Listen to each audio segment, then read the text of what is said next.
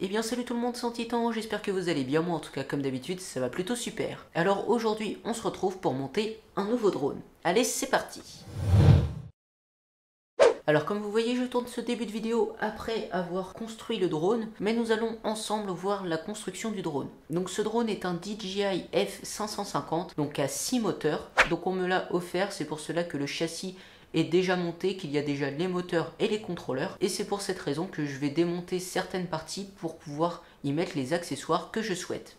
La première étape consiste à retirer la plaque inférieure du drone pour pouvoir en mettre une nouvelle qui est percée à certains endroits pour nous permettre de fixer deux tiges en aluminium qui nous serviront pour fixer la nacelle de la caméra, et il y a aussi d'autres trous qui sont percés pour nous permettre de mettre le train d'atterrissage. Bon alors maintenant que la plaque inférieure est complètement dévissée, je vais pouvoir venir dessouder les fils des ESC pour pouvoir la retirer complètement. En même temps, je vais dessouder ces deux fils. Donc ça c'est le fil qui vient accueillir la batterie, et ça c'est ce qui vient se brancher sur le NASA pour l'alimenter.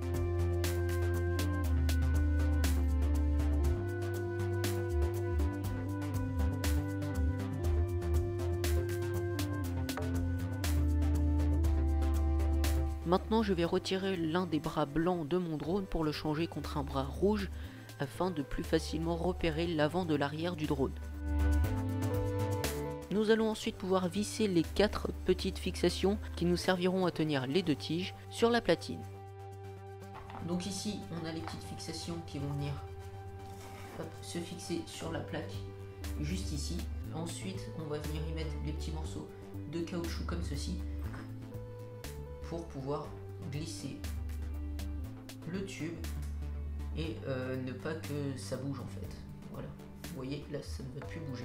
Alors finalement, avant de fixer les deux tiges en aluminium, j'ai décidé de ressouder les contrôleurs sur la nouvelle plaque.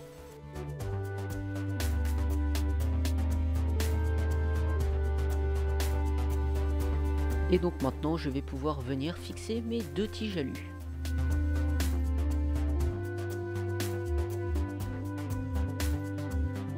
Donc maintenant nous allons pouvoir fixer le contrôleur de vol, ici en l'occurrence c'est un NASA V2. Alors vous avez énormément de contrôleurs de vol qui existent. Moi je suis resté chez DJI avec le NASA V2. Je l'avais déjà sur un autre drone qu'on avait déjà monté ensemble. Je le trouve vraiment bien. Après si vous voulez un NASA un peu moins cher, vous avez toujours le NASA Lite, mais qui est un peu moins précis et qui offre moins d'options, mais qui en conséquent est forcément moins cher. Avant de le fixer, je vous conseille de bien mesurer afin qu'il soit parfaitement centré. Et maintenant je peux remonter la plaque inférieure sur le drone. Maintenant nous allons nous occuper du train d'atterrissage. Du coup sur la nouvelle plaque inférieure on a déjà les emplacements pour le fixer, donc on n'a pas besoin de la plaque de fixation qui est fournie et qui sert à fixer le train d'atterrissage directement sur deux tiges comme celle que l'on a fixée tout à l'heure. Il y a plusieurs fils ensuite à brancher, comme par exemple l'alimentation que j'ai directement soudée à la sortie de la fiche XT60, et ensuite l'autre fiche, donc avec le fil blanc et noir, vous allez directement la relier sur votre récepteur afin que le train d'atterrissage soit commandé depuis votre télécommande. Donc souvent sur ces drones on monte les contrôleurs sous les bras des moteurs, comme j'ai fait sur le F450 pour ceux qui ont vu la vidéo, mais sur ce drone je voulais pas le faire tout simplement parce que c'est pas très joli.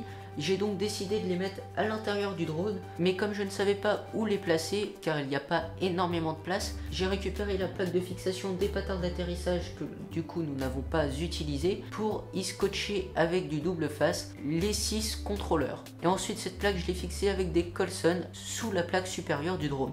Ce qui fait que tous les contrôleurs sont dans le drone et tous attachés ensemble. Mais du coup le fait d'avoir mis les contrôleurs à l'intérieur du drone fait que les fils des moteurs étaient trop courts pour aller jusqu'au contrôleur. J'ai donc dû faire des rallonges. Ça a été une étape assez longue car il y a 3 fils par moteur à faire, il y a 6 moteurs. Donc c'était assez long à faire, c'est pour ça que je l'ai fait en plusieurs après-midi.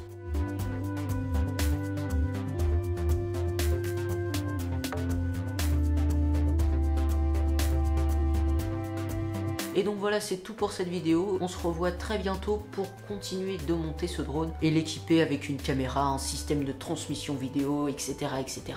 Allez, je vous dis à bientôt pour la prochaine vidéo.